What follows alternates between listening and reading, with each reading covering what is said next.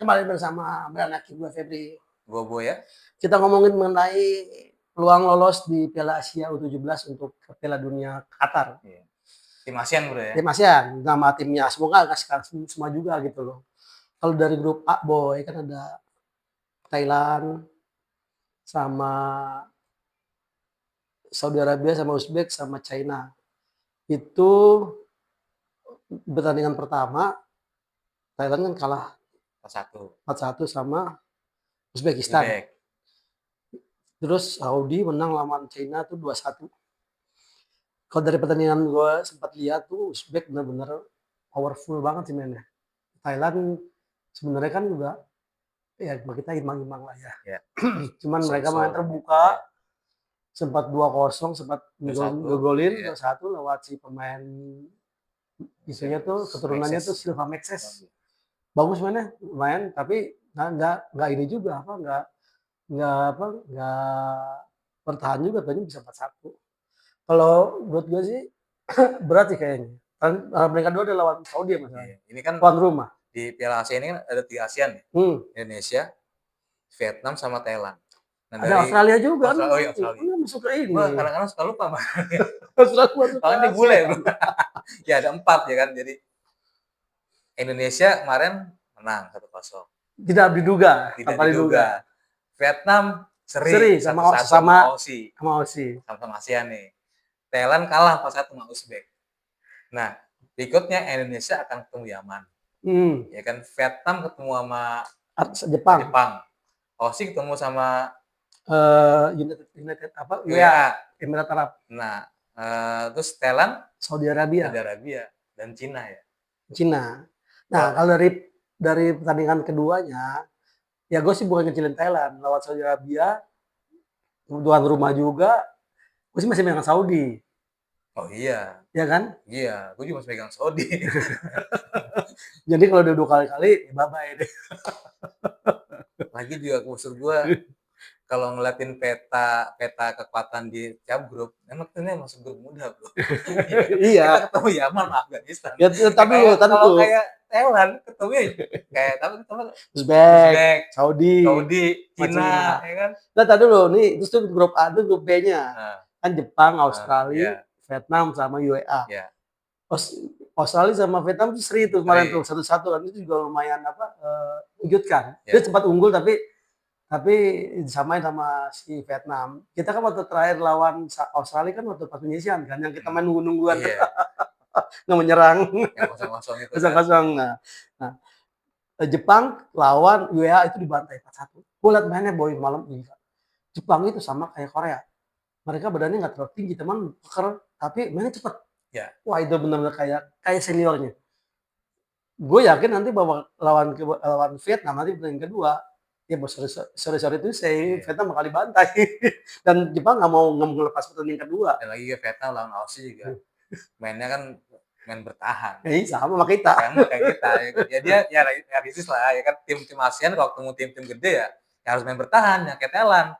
Kepedean ya kan, akhirnya dibantai sama kayak kita di Aussie kemarin, kepedean dibantai 5-1 ya kan. Nah jadi peluang di grup 2 yang kedua, babak yang kedua Aussie ketemu Emirat Arab, gue yakin sih menang Aussie. Ya, karena kemarin mungkin setuju. Masih bebannya udah UEA kan. Terus Jepang sama Vietnam, Jepang masih pengen langsung lolos, menang 2 kali udah langsung lolos. Menang 2 kali, dia bisa main cadangan, bisa di game ketiga. Terus udah yang ketiga Aussie ketemu ketemu dengan Jepang. Vietnam ketemu UEA. Ya, mungkin Aussie tinggal nyari seri-seri aja gitu. Sama Jepang. Tadi mau main tunggu-tungguan. Karena kan game ketiga kan. Nah, tapi aja, gitu kan. Peluang lolos di grup 2 itu cuma hanya Jepang sama Australia. Vietnam kalau dia bisa menahan Jepang, tapi kayaknya nggak yakin. Gitu aja sih. Agak berat juga Jepang. Vietnam. Nah, Jepang tapi juga harus kenal UEA tuh. Iya, UEA juga nggak gampang juga mau ngelepas ini kan gitu. Oke, grup C, Indonesia. Indonesia poinnya adalah nanti lawan Yaman. Kalau Yaman menang tipis aja itu udah lolos. Bodoh amat. Lu mau ngomong apa? Seri aja kita masih bisa lolos. Bisa lolos karena terakhir lawan Afghanistan yang lemah. Dan karena Kosta juga bakal dapat habis tuh. Oh iya, karena dia mau nggak mau, Iya, dia mau nggak mau. pilihan. Tapi gue yakin sih pasti menang semua karena apa? Lihat dari kualitas kemarin aja dia sial. Yaman mah pasti bisa 5-0 itu. Kalau sampai seri dia sama Yaman, nangis deh. Orang Yaman udah menang. Iya, bener. Ya, Yaman udah menang. Nah itu dia, makanya kalau gue yakin sih di grup C itu Indonesia Indonesia yang lolos, Indonesia sama Korea Selatan. Yakin gue. Gue juga yakin. Nanti kita lihat aja prediksinya. Yang di grup B, Iran, Tajikistan, North Korea sama Oman. Nah itu gue paling Iran lah ya. Iran udah pasti lolos. Antara Tajikistan sama Oman. Nggak tahu juga Korea Utara. Kadang-kadang Korea Utara itu mengejutkan juga. Tanpa kita tahu bahwa mereka masuk lolos semua gitu. Kelompok umur yang 17, 20 ada, selalu senior ada. Dia selalu ada terus ya. Padahal negara itu tutup ya. Iya. Ya mungkin ya karena tesnya kenceng kali sana. Ya kan? Awas lu ya gitu. Ya kita nggak tahu lah. Cuman kalau dari sini kita bisa ngeliat ya peluang Indonesia itu paling gede buat lolos ke Piala Dunia. Di sesama negara-negara Asia. Antara negara Asia. Kalau Aussie nggak usah diomongin. Gue masih belum nganggap dia Asia. Jadi ya baru pertama kalau misalnya lolos lewat kualifikasi baru pertama. Iya. Nggak tahu juga ya, dulu pernah ada nggak? Kayaknya pernah ada, tapi udah lama banget itu, zaman 72 atau berapa gitu, gue juga lupa lah. Itu yang dibantai sama Maradona, gue ingat. Iya, 6-0 gitu. Bantai 6-0. Tapi itu kan dulu. Sekarang beda. Kemarin aja waktu kita jadi tuan rumah aja masih lumayan sebenarnya. Mainnya masih lumayan, maksudnya kita nggak dibantai gitu. Iya, ketemunya tim-tim yang nggak terlalu hebat-hebat juga. Banyak kan pemain-pemain yang kemarin 17 main ini udah banyak diambil sama tim Eropa loh, gue. Ada Argentina, Brasil. Kita cuma dilirik doang ya. Dilirik doang, tapi nggak ditarik. Ya nggak ada liganya. Tapi sebenarnya bagus sih dengan ada kemenangan atas Korsel. Mau nggak mau nanti siapapun yang akan tahun-tahun belakang harus menyamai pencapaian yang sekarang. Mau nggak mau persiapan juga harus jelas lah. Jadi parameter tinggi banget tuh. Iya, lolos, ya kan. Metode latihannya nggak sembarangan gitu loh kan.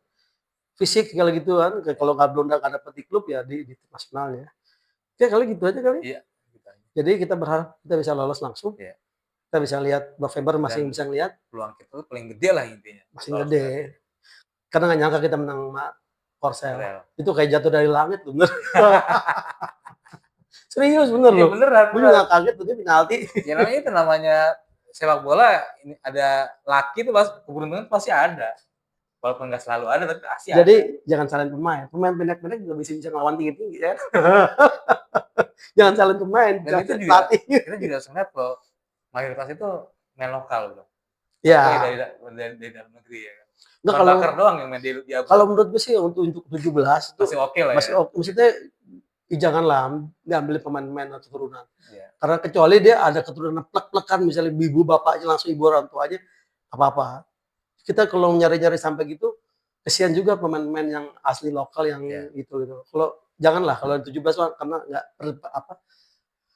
persaingannya masih bisa rata gitu loh. Benar. Ya, gitu aja kali ya. Ya. Sama gue Febri. Yang gue Boya. Di Banana Kick.